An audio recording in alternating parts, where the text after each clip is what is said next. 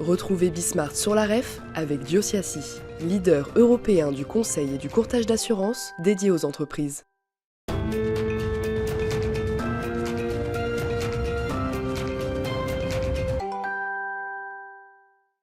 Édition spéciale de Smart Bourse et toutes les émissions de Bismart for Change sont tournées depuis la REF à l'occasion de cette rentrée du monde économique et spécialement dans Smart Bourse. Évidemment, le sujet français est inévitable, cette séquence d'incertitudes politiques qui repart.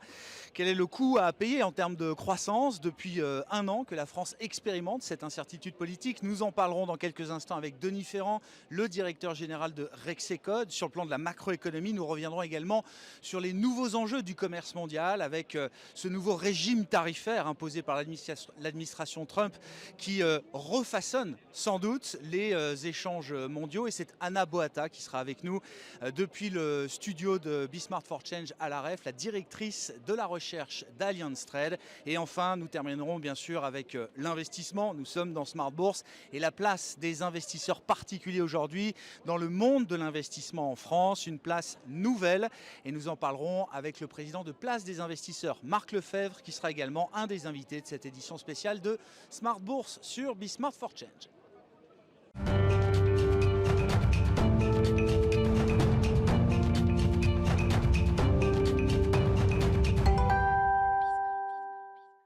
Édition spéciale pour Smart Bourse depuis la REF pour ces 2 jours qui marquent évidemment la rentrée du monde économique français dans une ambiance politique un peu particulière, c'est le moins qu'on puisse dire. Et évidemment, impossible de ne pas mettre le sujet français à la une de cette édition spéciale. Et à mes côtés, c'est Denis Ferrand, le directeur général de Rexecode, qui va s'attacher à détailler et décrypter cette question et cette séquence politico-économique française. Bonjour Denis. Bonjour Grégoire. Merci beaucoup d'être avec nous. On aurait aimé discuter d'autres sujets, mais c'est vrai que c'est le thème malgré tout de cette REF, ce jeu décisif et la question des choix décisifs que devra faire la France à un moment. Mais juste un petit peu de recul, ça fait un an que la France expérimente l'incertitude politique, l'instabilité politique qui va, qui vient, alors qui est en train de revenir assez fortement. Mais sur cette année d'incertitude politique, qu'est-ce qu'on peut dire du comportement de l'économie française? Où est-ce que ça a tenu et où est-ce que cette incertitude a été la plus pénalisante? Oui, on peut le regarder avec deux angles. Je pense qu'il y a déjà l'angle financier et celui-ci ne ment pas.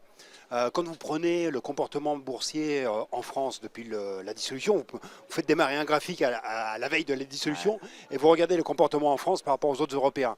Bon bah là, la messe est dite. Et donc le jeu est plié, puisqu'on a Roland Garros, le jeu est vraiment plié, c'est 6-0, 6-0. Donc clairement, on a perdu sur l'aspect boursier, on le voit aussi sur les spreads, bien entendu. Et même hier, c'était très intéressant. Hier, on s'est rendu compte que le CDS, la prime que l'on doit verser pour s'assurer contre un risque de défaut, le CDS en France est devenu supérieur au CDS pour des titres à 5 ans italiens. Donc, du point de vue financier, le jeu est plié, on est à la ramasse. C'est pricé. C'est pricé. Ouais. Sur l'aspect économique, là, c'est vrai qu'on est dans une forme d'attentisme qui perdure. En fait, ce qui s'est passé jusqu'à, on va dire, mi-2023, c'est qu'on avait une atypie française. On avait de l'emploi qui progressait très fortement, on avait de l'investissement. On s'est rendu compte que jusqu'à 2023, on avait retrouvé la tendance de l'investissement en France que l'on connaissait avant le Covid. Et depuis cette période, ça fait maintenant 2 ans que l'on voit que l'investissement s'est cassé. On est sur un recul de l'investissement des entreprises, j'entends, pas de l'investissement immobilier, celui-ci s'était effondré bien avant. Et surtout, ce qui est plus nouveau, là, ça fait maintenant 3 trimestres que l'on a un recul de l'emploi. On est à moins 0,5 sur un an pour l'emploi salarié marchand. Ouais. Bon, cette incertitude, elle pèse sur le moral, sur la confiance des ménages et donc la consommation, sur la confiance des entreprises et donc l'investissement. J'allais dire, à court terme, pour le conjoncturiste que vous êtes, il n'y a pas de raison que ces incertitudes soient levées ou en tout cas ne continuent pas d'appuyer sur ces sous-jacents de l'économie française. Exactement. Et ce qui est assez intéressant, c'est de voir aussi, parce qu'il n'y a pas que le contexte franco-français qui est handicapant, mais quand on interroge les chefs d'entreprise, on le fait chaque trimestre avec BPI France, on interroge plus de 1000 patrons de PME et de TPE. On leur a posé la question, mais à la fin, qu'est-ce qui est le plus handicapant sur votre activité et on a distingué selon qu'ils exportaient ou pas. puisque Bien vous sûr. avez entendu parler des droits Oui. de douane dernièrement. Et en fait, on se rend compte que même pour les industriels ou les chefs d'entreprise qui sont à l'exportation, les premiers facteurs qui sont des inhibiteurs de leur choix d'investissement, de leur choix d'embauche, ça reste les déterminants nationaux. Cette forme d'incertitude, cette indécision politique que l'on a autour de nous qui fait qu'on ne sait pas très bien quel est l'horizon qui se dessine, nous amène à adopter des postures extrêmement prudentes quant à faire des choix d'investissement ou d'embauche. Une question qu'on leur pose également, c'est depuis la dissolution, qu'avez-vous fait des projets d'investissement ou d'embauche que vous aviez? Vous en avez simplement à peu près un tiers qui déclarent avoir maintenu leur projet d'investissement. Les autres les ont soit reportés, soit purement et simplement annulés. Ouais. Pourtant, alors c'est là où c'est l'ironie, je ne sais pas, mais on a eu des chiffres d'activité tout au long de l'été, avec notamment la publication de la croissance du deuxième trimestre.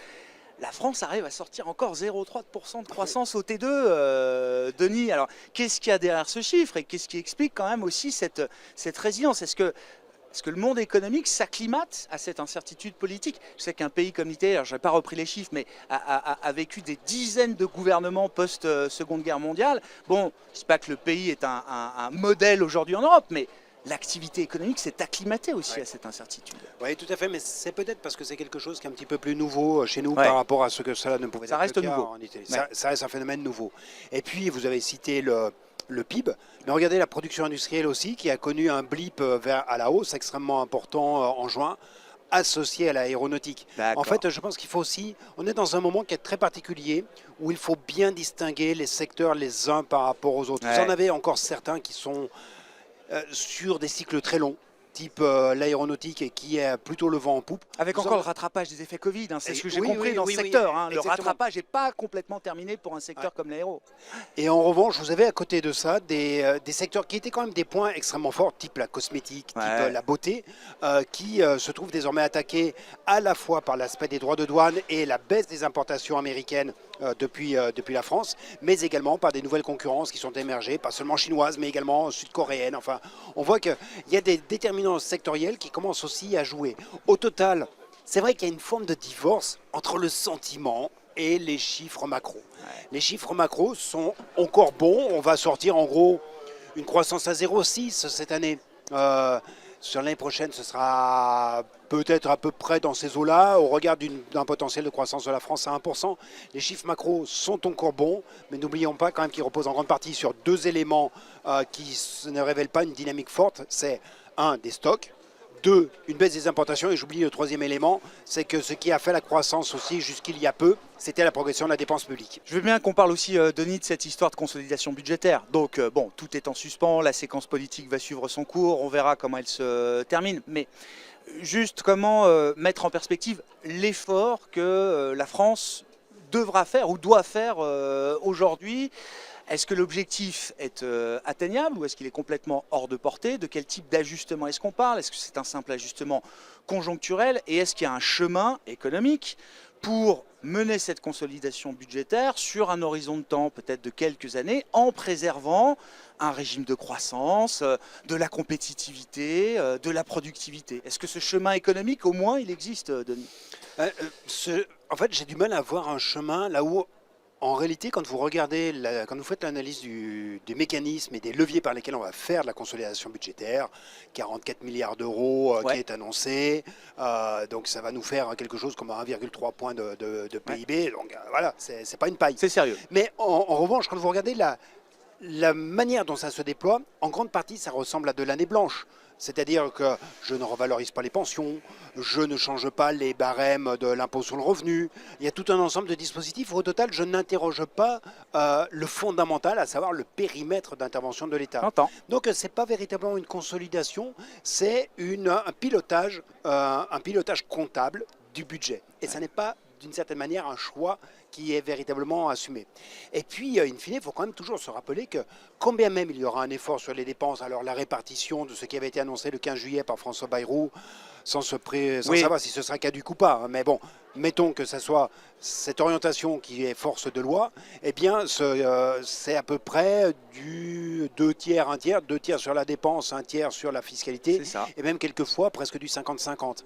Mais à la fin, quand bien même il y a un effort sur les dépenses, il ne faut pas oublier qu'il y aura toujours une progression de la dépense en valeur. Bien sûr. C'est On toujours- ralentit la progression de Voilà, la dépense. on ralentit par rapport à un tendanciel et surtout le tendanciel de la dépense, il est supérieur au tendanciel de la croissance du PIB. Le tendanciel de la dépense en volume est aux environs de 1,4, 1,6%, là où le tendanciel et le potentiel de croissance de l'économie est à 1, 1,2. Donc ce qui veut dire que parce que ce qui drive les dépenses, ce sont notamment des dépenses dont on sait qu'elles vont progresser, les dépenses liées au vieillissement, les dépenses liées à l'âge, les dépenses de santé, les dépenses de retraite, sont des dépenses qui vont continuer de progresser, ça vous fait une déformation de la structure de l'économie en faveur d'un peu plus de dépenses publiques spontanément. Donc en fait, on ne fait que ralentir cette progression spontanée du poids de la dépense publique dans le PIB. Ouais.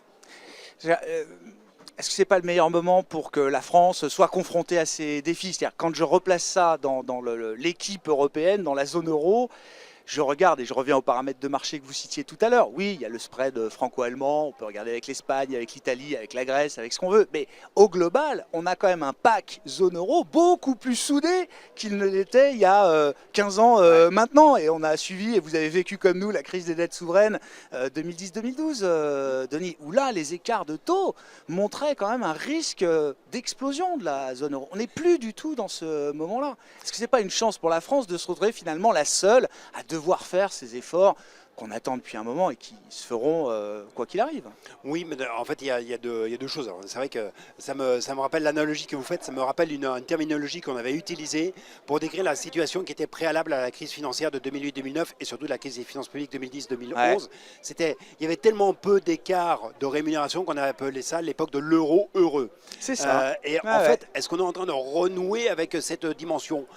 Peut-être parce que d'une certaine manière, dans notre défi, on est mieux accompagné. On n'est plus dans un moment où vous avez de la contraction d'activité extrêmement forte que celle du type de celle qu'ont subi Italie, Espagne, Portugal pendant toutes les années post-ajustement des finances publiques.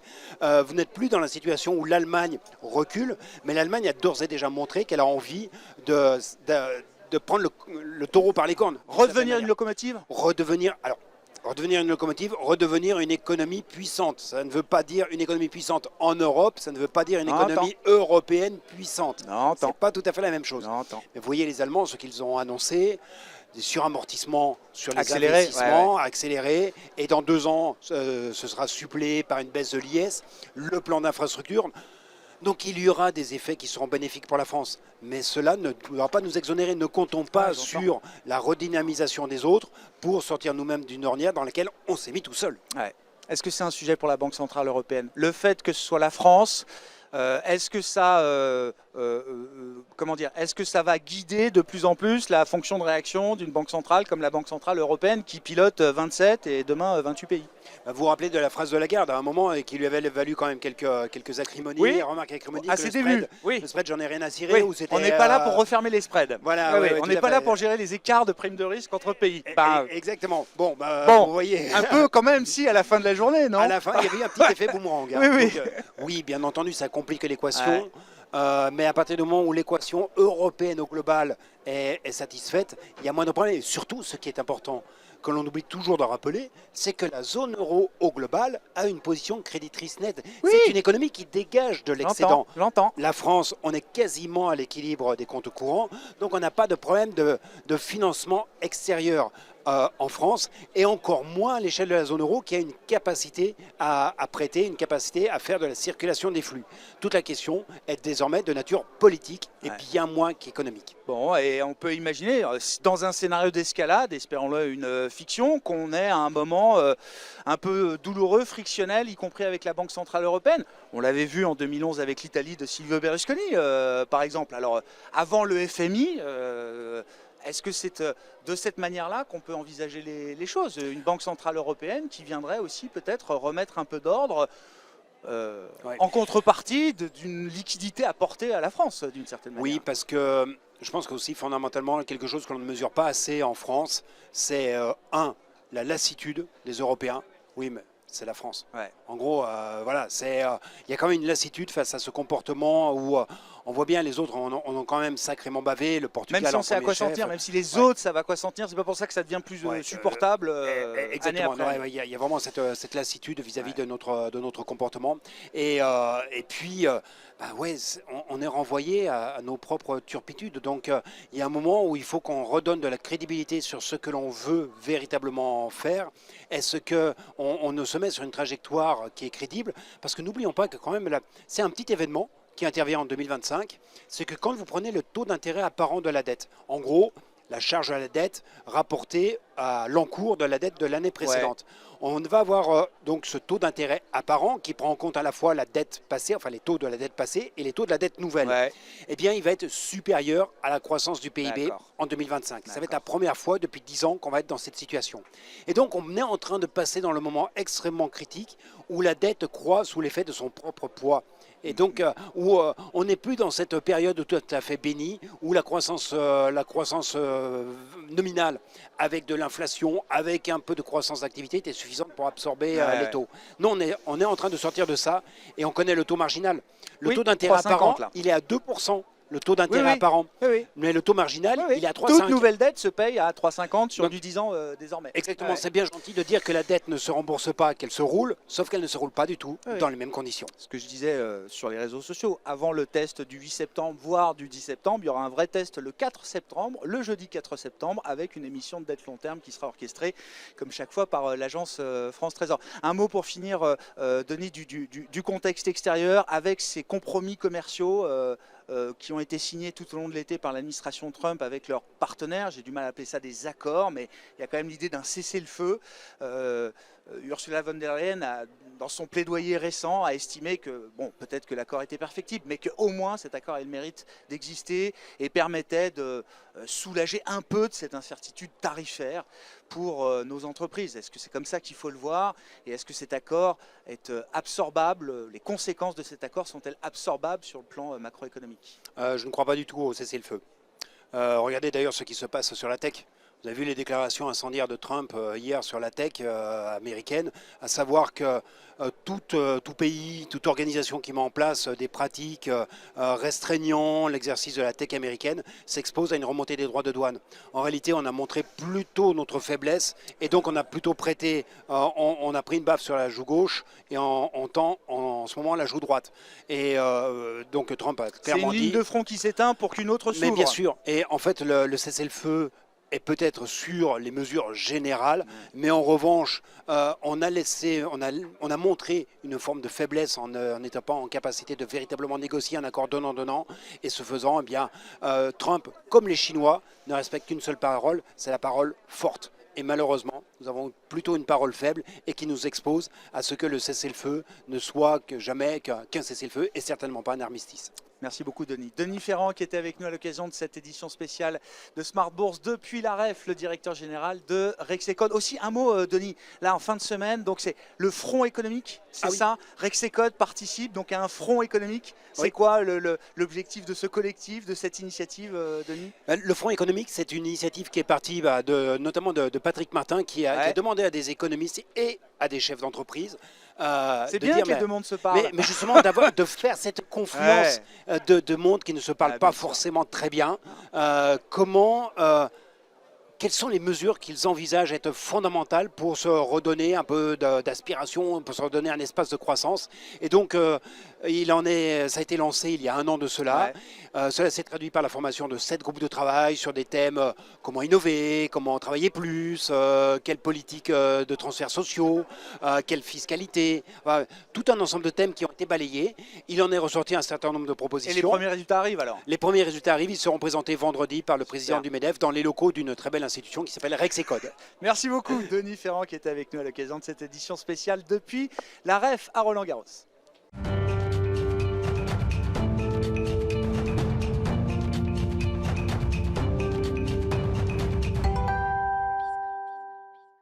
Smart Bourse, édition spéciale depuis la REF pour prendre la température du monde économique en cette rentrée un peu chahutée sur le plan de la politique française. Vous suivez ça comme nous évidemment, mais on va s'éloigner un petit peu de ces enjeux pour prendre la température du commerce mondial après une série de compromis commerciaux signés entre les États-Unis et leurs partenaires au cours de l'été et notamment un compromis qui concerne l'Union européenne. Pour en parler, à mes côtés, Anna Boata, qui est directrice de la recherche économique d'Allianz Trade. Bonjour Anna. Merci beaucoup. Bonjour Grégoire. Merci beaucoup d'être avec nous. Allianz Trade, qui est la filiale d'assurance crédit du grand assureur allemand Allianz. Et donc, vous avez un regard avisé, j'allais dire, sur les flux commerciaux et ce qui est en train de refaçonner les échanges mondiaux. Revenons sur cette série de compromis commerciaux. J'ai du mal à dire accords commerciaux, compromis commerciaux qui mettent fin à une période de guerre commerciale initiée par l'administration Trump. Ces compromis ont été signés au cours de l'été. Qu'est-ce que vous en retenez globalement et est-ce que cette série de compromis, on pourra rentrer dans le détail, permet de faire baisser ce niveau d'incertitude commerciale qui a pénalisé beaucoup d'entreprises et d'acteurs économiques au cours des 6 premiers mois de l'année, Anna? Oui, on peut dire qu'on a évité le pire. Effectivement, quand on pense à l'Union européenne, on est passé de 20% qui était le Liberation Day et le tarif à peut-être 50% qui était le pire. Donc là, on est à 15 qui est potentiellement plus que ça. Donc en fait, effectivement, c'est un scénario qui se rapproche d'un scénario central, mais qui est pire que le scénario central et qui évite une prévision de récession, par exemple, pour la zone euro. Néanmoins, il faut faire attention dans les détails, puisque pour l'instant, l'accord, il est en train d'être signé. Si on prend, par exemple, l'automobile, certes, c'est un des gagnants puisqu'il était surtaxé à 25%, mais il est encore. Parce qu'en fait, les 15% de tarifs qui doivent être implémentés sont quand même dépendants de certains tarifs douaniers que l'Union européenne doit enlever sur des produits américains. Donc, ce n'est pas encore fait. Effectivement, en théorie, on est peut-être plus compétitif que d'autres sur l'automobile, mais on l'est moins par rapport aux Anglais, par exemple. Eux, ils ont 10%. Donc, c'est vrai que quand on regarde en détail, il y a aussi les semi-conducteurs. On sait que les semi-conducteurs, pour l'instant, ils sont un petit peu en investigation, mais on sait que l'Union européenne a déjà 15%. Et on est d'ailleurs forcé par les États-Unis d'importer 40 milliards de dollars de chips, de produits en fait électroniques qui jusqu'à là n'étaient pas forcément dans les plans. Et au-delà de ces 40 milliards, en fait, il faut faire le point sur les engagements de l'Union européenne, sur les investissements à venir en provenance ou aux États-Unis. Donc, on a quand même fait des engagements de 1,4 trillion. Quand on pense aux importations de gaz liquéfié, quand on pense aux importations d'équipements militaires de la défense, quand on pense aux investissements, on additionne tout, on est à 1,4 trillion. Donc, je trouve que la contrepartie est quand même très, très grande.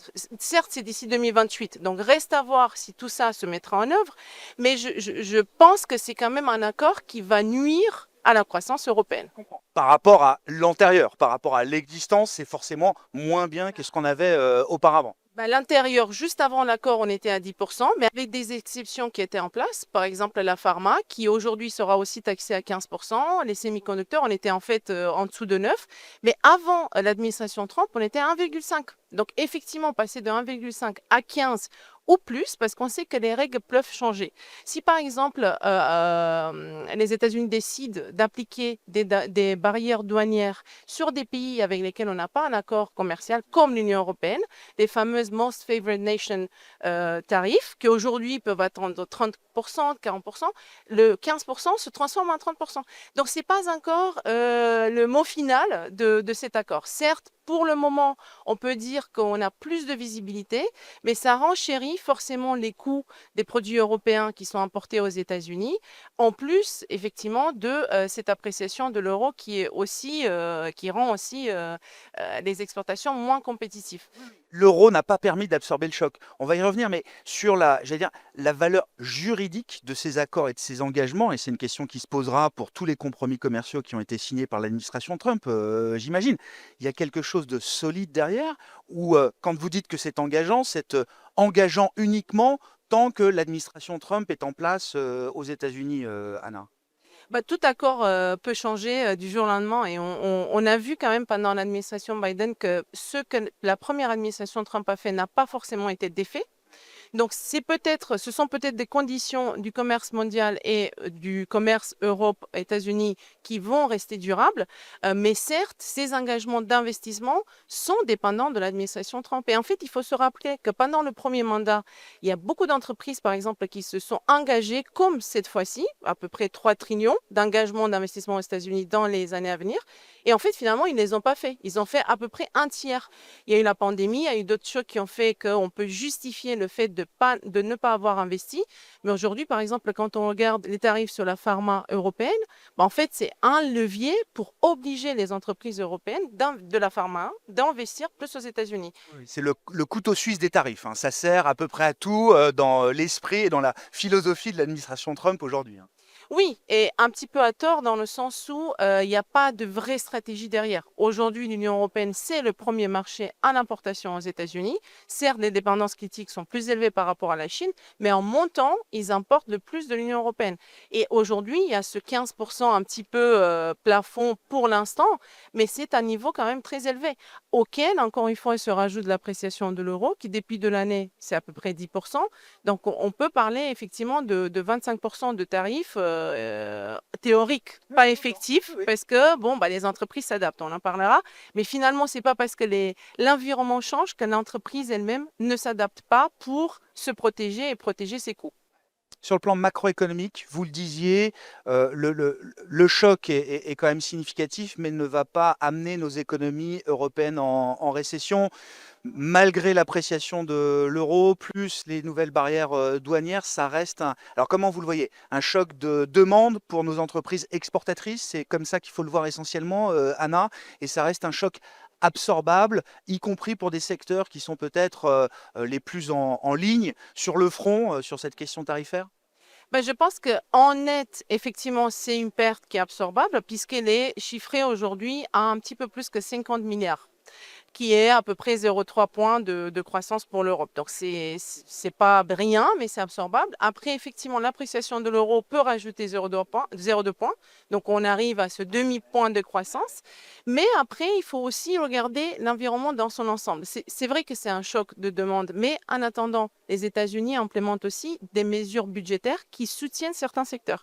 Si on se rappelle le Big Beautiful Bill, dans ce bill, en fait, il y a des mesures qui peuvent soutenir les secteurs européens tels que machines-outils, les robotiques, l'automotive dans une certaine mesure. Donc, il y a quand même des secteurs qui peuvent bénéficier d'une demande additionnelle des États-Unis malgré les tarifs, puisque, en fait, il y a Ces subventions. ces subventions et cette suramortisation à 100% de tous les investissements des États-Unis, des entreprises aux États-Unis sur les équipements.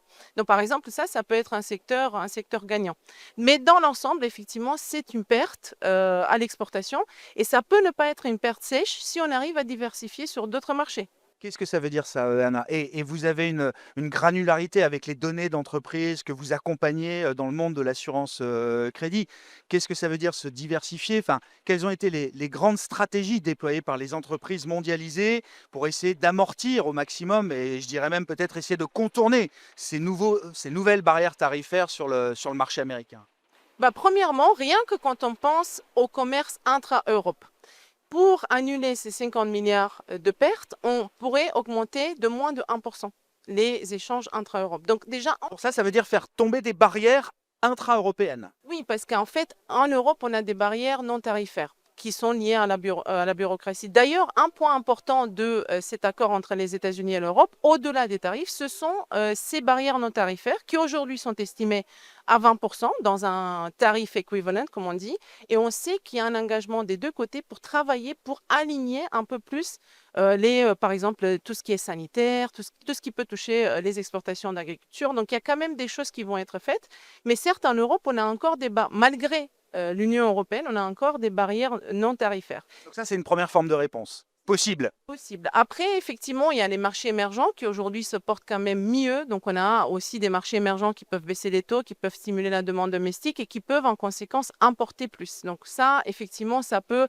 Mais c'est difficile de croire qu'on va y arriver entre Europe et marchés émergents à combler toute cette perte.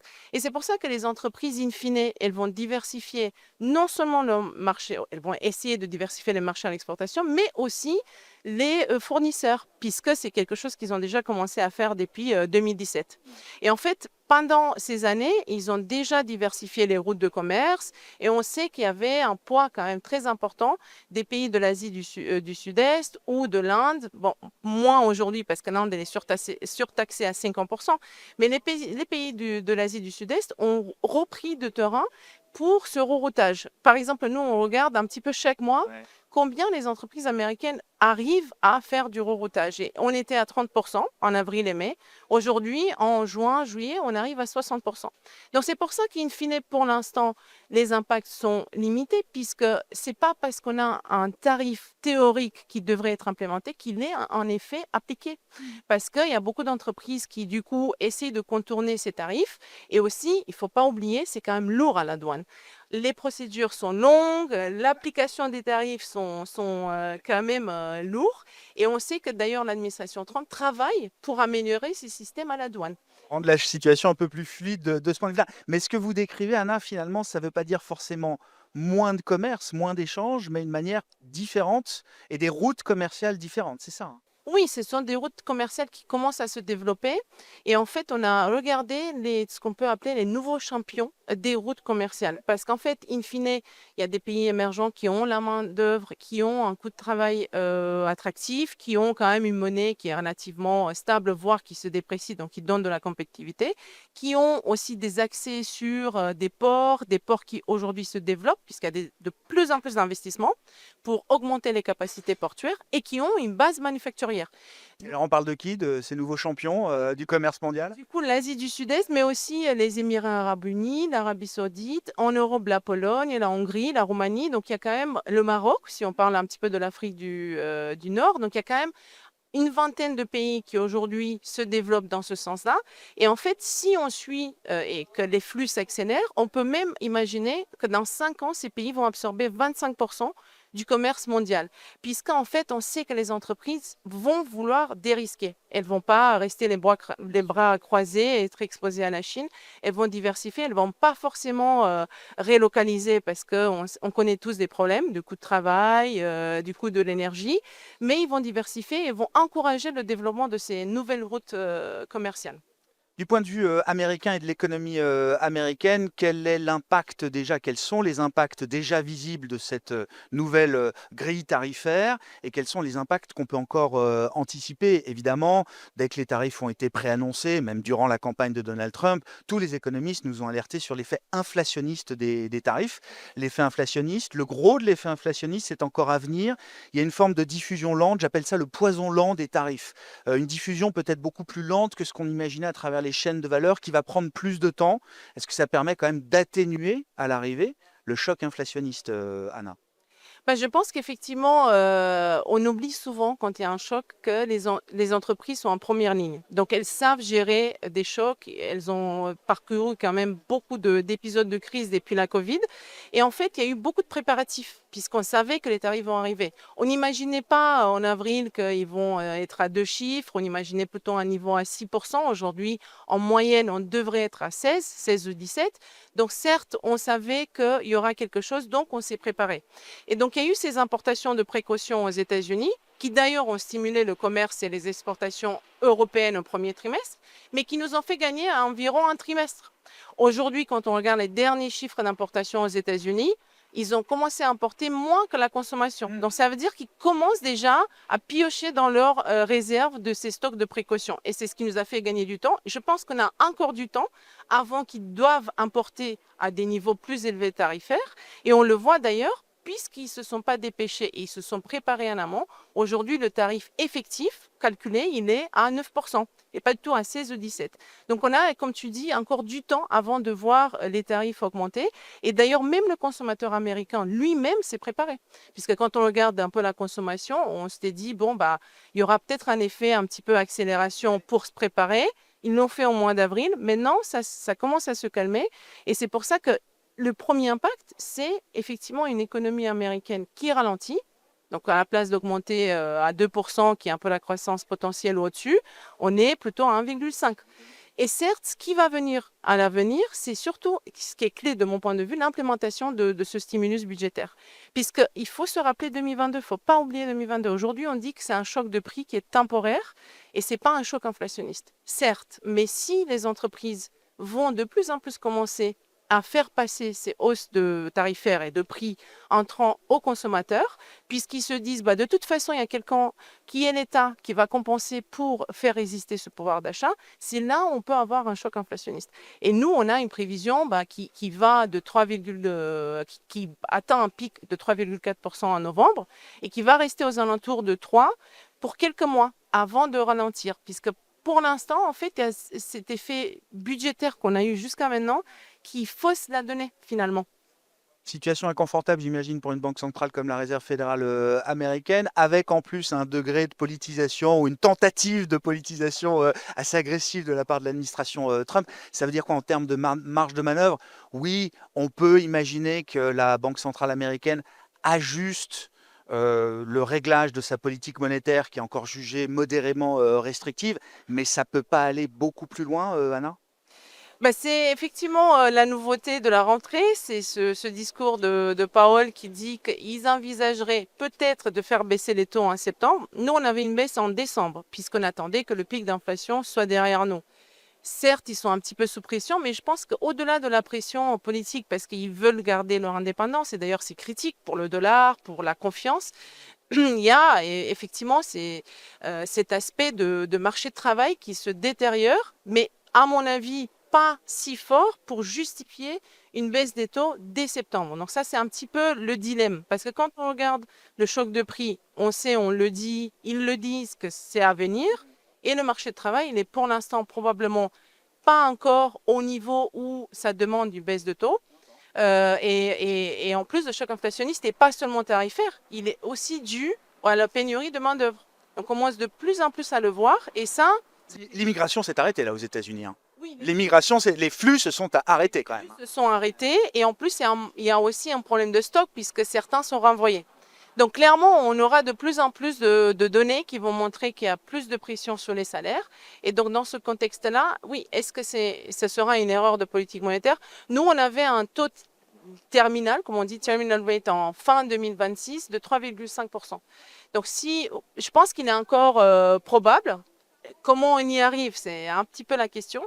Surtout que on comptait sur les États-Unis pour justement avoir un différentiel de taux avec l'Europe qui puisse faire apprécier un petit peu plus le dollar. Aujourd'hui, on voit que ça ne va pas dans ce sens-là. Et clairement, les jeux politiques derrière la Fed sont très importants. Et c'est loin d'être fini. Et clairement, c'est un risque majeur sur la confiance et sur ces sorties de capitaux qu'on a pu voir au mois de mai, par exemple, aux États-Unis. Bon, du risque commercial au risque pesant sur l'indépendance des banques centrales et de la Réserve fédérale américaine en premier lieu. Merci beaucoup, Anna. Merci d'être passé par le stand de Bismart for Change à l'occasion de la REF édition spéciale pour la grille de Bismart aujourd'hui et demain. Ravi de vous retrouver dans Smart Bourse. Anna Boata, directrice de la recherche d'Allianz Trade et je le rappelle également, membre du think tank BSI Economics.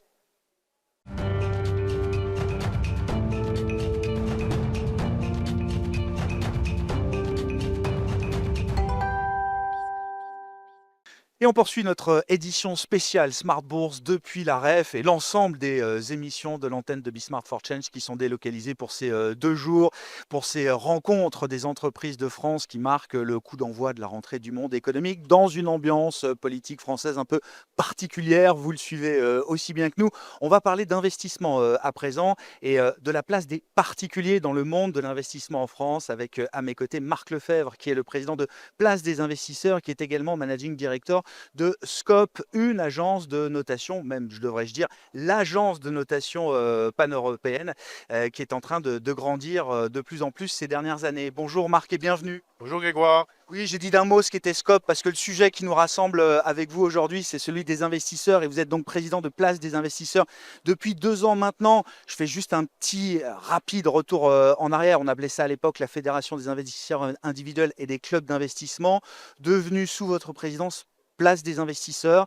Quel est le premier bilan que vous tirez de ces 2 premières années de Place des investisseurs, Marc? Alors un bilan très positif, hein, il y a une transformation majeure de cette association de places. Nous avons d'ailleurs défini une raison d'être qui n'existait pas. Cette raison d'être, elle est très, très directe. C'est de placer les citoyennes et les citoyens au cœur de l'économie et des transformations du monde et leur financement. Donc c'est une ambition qui est forte, qui est très forte. Aujourd'hui, nous avons complètement revu le positionnement, également sur toutes les classes d'actifs, puisqu'initialement, c'est très orienté sur les sociétés cotées. Là, maintenant, nous parlons de crypto-monnaies, de private equity, de crowdlending, crowdfunding. Donc nous avons de plus en plus de membres. Nous avons revu tous les raisons d'être, je le disais, mais également les différents axes de travail et nous avons de plus en plus de sociétés qui nous rejoignent et nous avons l'ensemble de l'écosystème qui se donne la main au cœur de cette association. Alors, j'ai appelé l'interview, j'ai titré l'interview «L'âge d'or des investisseurs particuliers». C'est peut-être un peu audacieux, mais en tout cas, il y a vraiment quelque chose qui s'est passé ces dernières années. On le voit dans les chiffres de l'AMF. Depuis 2020, sans doute qu'il y a un avant-après Covid de ce point de vue-là, et on voit la transformation également de place des investisseurs. Je ne sais pas si on est encore au climax ou à l'âge d'or des investisseurs particuliers en France, mais en tout cas, sur les marchés, de plus en plus, les investisseurs particuliers représentent quelque chose de significatif. On voit que les investisseurs particuliers aux États-Unis, par exemple, sont capables de faire bouger le marché action désormais, hein. Tout à fait. Alors, on peut dire que la France est une grande nation d'épargne, hein. On a le taux, 18% des revenus sont en épargne, ce qui est supérieur à la moyenne européenne, mais nous ne sommes pas encore une grande nation d'investissement. C'est bien là où il y a un travail à faire. Effectivement, les Américains sont beaucoup plus avancés, mais on sait que tout ça est lié à leur ADN. Ils doivent gérer leur retraite, ils ont une appétence au risque beaucoup plus élevée. Donc aujourd'hui, on doit justement aller sur ces chemins. Et comment le faire? Je pense qu'on va en discuter. Comment le faire? Allons-y, parce que c'est l'initiative que vous avez lancée il y a à peine quelques mois, je crois. Donc, un collectif, je ne sais pas comment vous avez baptisé cette initiative, qui est plus qu'une initiative, qui est une concrétisation aujourd'hui, c'est l'Investisseur Academy, c'est ça, Marc? Quel est le constat que vous avez dressé pour lancer ce collectif? Qui rassemble-t-il? À qui s'adresse-t-il? Et comment est-ce que ça fonctionne? Alors, Investisseurs Académiques, nous avons lancé effectivement courant juillet avec un certain nombre de partenaires, une dizaine de partenaires privés. Et c'est un collectif, comme vous le dites très justement, parce que ça rassemble des acteurs privés au cœur d'une mission de service public. Cette mission, quelle est-elle? C'est la pédagogie, c'est l'éducation financière. C'est un sujet tout à fait démocratique. Il est extrêmement important de reprendre possession de ces investissements et de mieux les comprendre. Je le disais, nous ne sommes pas encore une nation d'investissement, mais par cette éducation, nous pensons pouvoir y arriver et nous dépassons les différentes initiatives institutionnelles qui ont le mérite d'exister, hein, de l'AMF, de la Banque de France, mais qui, elles, ne rencontrent pas toujours leur public. Ici, en mettant des acteurs privés qui ont la relation avec ces investisseurs individuels, avec ces salariés, avec ces épargnants, l'épargne salariale elle est très importante en France. Eh bien, nous sommes en train de transformer l'essai. Nous avons des centaines de connexions depuis le lancement le 10 juillet. Et je peux vous assurer que les partenaires se précipitent. On va avoir beaucoup plus de monde autour de la table pour porter cette mission de service public. On peut citer quelques noms de ces partenaires privés qui accompagnent ce collectif. Et vous dites, rien de mieux que ces partenaires privés pour justement diffuser cette soif d'éducation financière, même qu'on retrouve chez les Français aujourd'hui, Marc, hein. Tout à fait, une véritable soif. On le voit, les Français sont un peu perdus. Aujourd'hui, je le disais, c'est vraiment un rôle démocratique. Pardon. Donc ces acteurs, qui sont-ils? C'est Apax, par exemple, c'est BDL, c'est BNP Paribas Asset Management, AXA, Française des Jeux, Orange, Trade Republic, Zone Bourse, Boursobank, évidemment. Donc tous ces acteurs qui rassemblent des millions de personnes nous permettent d'aller vraiment au cœur des foyers de ces citoyennes et ces citoyens. Bon, et concrètement, alors que propose cette académie pour les investisseurs, Marc? Comment est-ce que ça fonctionne? Qu'est-ce qu'on peut y trouver? Et à qui elle s'adresse quand même? Alors, c'est une plateforme d'éducation, comme je le disais. Donc, ce sont des cours que vous pouvez choisir, hein, avec différents niveaux. Ouais. À la fin, il y a des quiz. Donc, on évite tout le jargon. C'est vraiment démythifier l'investissement. Donc, par exemple, qu'est-ce que le PEA? Comment gérer ma retraite? Comment investir? Et puis, vous avez des cours plus avancés sur différentes classes d'actifs. Il y en a déjà qui sont en ligne, comme par exemple sur le private equity. Vous savez bien que le private equity attire de plus en plus de particuliers. Il y a cette démocratisation du private equity, cette retailisation qui avance. La loi Industrie verte y participe. Donc, nous sommes vraiment la cheville ouvrière de cette tendance qu'il est nécessaire d'accélérer devant cette attente des Françaises et des Français. Comment vous analysez cette attente des Français? C'est vrai que les enquêtes le montrent, il y a un désir de comprendre, il y a un désir d'être mieux éduqué au monde de la finance et de prendre en main ces investissements. Mais pour quel objectif au final? Est-ce que c'est la perspective de la retraite, par exemple, qui est un moteur? Est-ce qu'il y a d'autres moteurs derrière ce désir d'éducation financière dont nous font part les Français aujourd'hui, Marc? Alors la retraite est certainement l'un des sujets centraux, c'est pour ça qu'on va avoir tout un cours dédié à ça, mais on comprend qu'effectivement l'appétit au risque est en train d'augmenter dans notre pays. Et donc ça c'est très bien. Donc il y a les actions, mais il n'y a pas que les actions. Et il est important aujourd'hui d'expliquer les diversités. Certains investisseurs vont essayer d'appliquer les méthodes d'un investissement en action private equity. C'est peut-être pas la meilleure solution parce que c'est pas les mêmes règles. Voilà, donc c'est ce à quoi on s'attelle avec tous ces acteurs. Et j'insiste vraiment, c'est important d'avoir tout l'écosystème autour de nous. Et c'est le cas. C'est le grand changement par rapport à ce que pouvait faire cette association avant. Nous sommes maintenant ancrés, connus et reconnus également par les pouvoirs publics, puisqu'on parle au nom de plusieurs millions, à peu près une dizaine de Françaises et de Français. Et donc, on est aujourd'hui écouté, respecté et encouragé. Bon, au-delà de la retraite, est-ce qu'il y a un lien à faire entre cette volonté, ce désir d'investissement des Français aujourd'hui et les enjeux de la nation au sens large? Alors c'est vrai que tout devient souverain, l'objectif de souveraineté est partout aujourd'hui. Et évidemment, derrière, j'allais dire, ces objectifs guidés notamment par le politique, il y a la question du capital qui doit servir évidemment ces objectifs. Est-ce que pour un Français épargnant particulier, est-ce que c'est naturel de se dire que tiens, mon argent peut aussi servir à participer à ça, Marc? Alors tout à fait. Après, si on prend les chiffres, il y a un vrai paradoxe. C'est qu'aujourd'hui, sur les 6 000 milliards de patrimoine financier, 2 000 sont sur les comptes bancaires, Ouais. 2 tiers à peu près sont sur des taux très peu rémunérateurs, et uniquement 1 000 milliards, ce qui est donc 1 trillion, ce qui n'est pas négligeable, mais ça n'est que 15% du total, sur les fonds propres, que ce soit en actions ou en private equity. Et donc, effectivement, c'est par cette éducation qu'on va pouvoir orienter une partie de cette épargne vers le financement de l'économie productive, c'est bien notre raison d'être, et donc d'aller vers les sociétés, une fois de plus, soit par action, soit par private equity. Et cette notion de financement de l'économie réelle, c'est quelque chose que les particuliers ont de plus en plus à cœur de développer. Par exemple, je reviens là sur les côtés, quand vous voyez les IPO de PME ETI, eh bien vous avez beaucoup de retail. Dans les grandes années, c'était près d'un tiers des actions qui étaient achetées par les particuliers, qui tous les matins passaient devant l'usine qui allait se mettre en bourse. Et il y a cette affection sociétatis dans les territoires qui est extrêmement important. On l'a vu, hein, c'était quoi l'introduction en bourse de Française des Jeux? J'ai plus l'année précise, 2020, qui a été là aussi, et vous le relevez dans les écrits de Place des investisseurs, qui a été sans doute aussi un déclencheur de quelque chose, hein. Ça fait un acte fédérateur, le retour des particuliers. Depuis, la bonne nouvelle, c'est qu'on ne les a pas perdus, hein. On approche les 4 millions. C'est surtout des jeunes, un public donc, qui se rajeunit, qui arrive en bourse et en financement. En véritable investissement. Donc c'est là-dessus qu'on capitalise, les jeunes actifs, mais également n'oublions pas la gente féminine. Les femmes ont encore il y a beaucoup d'éducation à faire auprès de cette population qui, pour X raisons, aujourd'hui n'est pas suffisamment proactive. Donc, Il y a une manière particulière d'ailleurs de parler alors, ce public féminin, mais c'est différents publics, un public peut-être plus jeune aujourd'hui, depuis quelques années, Marc? oui, et donc là, on a des axes de communication qui sont ceux auxquels ils sont attachés, habitués.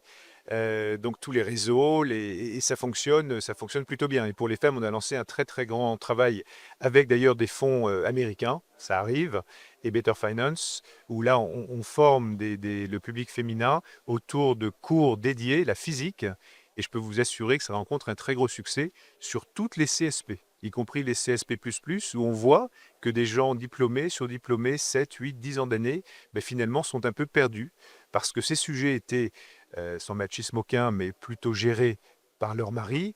Après, en cas de divorce, en cas il est important. Et donc voilà, c'est l'un des axes très clairement que l'on porte, qui est un nouvel axe de Place des investisseurs. Je reviens au lien que vous créez, que vous entretenez entre le monde des épargnants particuliers et les enjeux de souveraineté de la nation.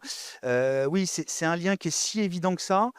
l'épargnant particulier, alors évidemment par volonté patriotique peut-être, peut être intéressé par l'investissement dans les entreprises françaises, cotées ou non cotées. Après, c'est vrai qu'on baigne dans un climat politique un peu particulier, on va dire ça comme ça, Marc, depuis 1 an maintenant.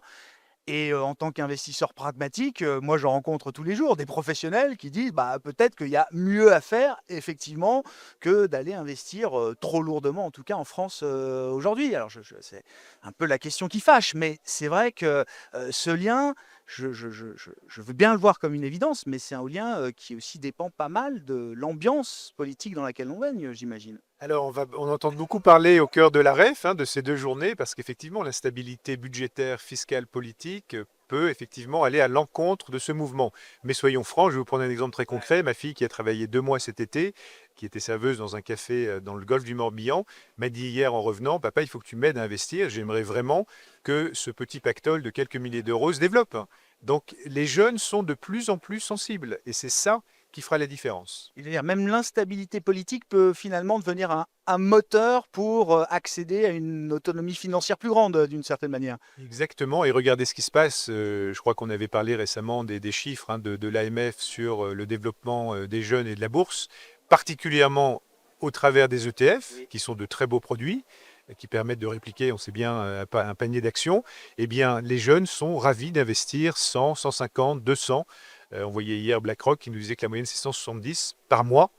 Et donc voilà, ça c'est une façon de commencer à se constituer un patrimoine diversifié, moins risqué, mais il y a également beaucoup d'autres produits. Un mot des ETF, effectivement, qui fait partie de cette révolution de l'épargne et de l'investissement des particuliers, en France. Alors, c'est adopté depuis très longtemps sur le marché, américain. Ça fait quelques années que ça monte très, très vite, en France. Je rappelle, vous avez bien connu le monde des marchés cotés, vous étiez au listing d'Euronext, à une époque, Marc, et quand on se voyait à ce moment-là, bon, les ETF étaient encore balbutiants, j'ai envie de dire en France. Il y a vraiment quelque chose heu qui transforme le monde de l'épargne avec des produits aujourd'hui, plus simples, faciles d'accès, moins chargés en frais?